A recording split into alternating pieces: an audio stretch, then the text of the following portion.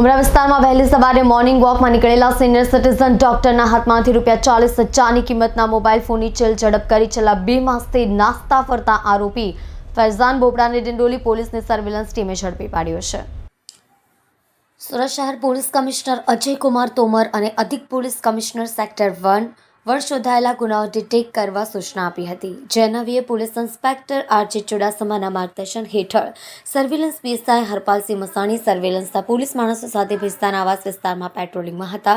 દરમિયાન police constable Hemrajsinh વિક્રમસિંહને ચોક્કસ માહિતી મળી હતી કે આશરે 2 મહિના પહેલા ઉમરા વિસ્તારમાં વહેલી સવારે મોર્નિંગ વોકમાં નીકળેલા સિનિયર સિટીઝન ડોક્ટરના હાથમાંથી ₹40,000ની કિંમતના OnePlus મોબાઈલ ફોનની ચેલ ઝડપ કરી નાસ્તો ફરતો આરોપી ફૈઝાન ઉર્ફે બોપડો ભિસ્તાના આવાસ પાસે આવેલ પાણીની ટાંકી પાસે ઊભો છે।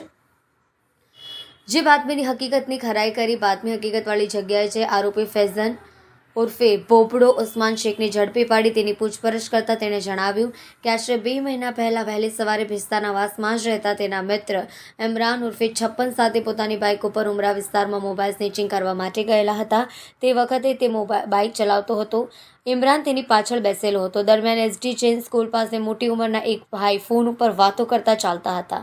ત્યારે ઇમરાને તેના હાથમાંથી મોબાઈલ ફોન ચાલુ બાઇકે આંચકી લીધો। બંને ભિસ્તાના આવાસ તરફ જતા રહ્યા।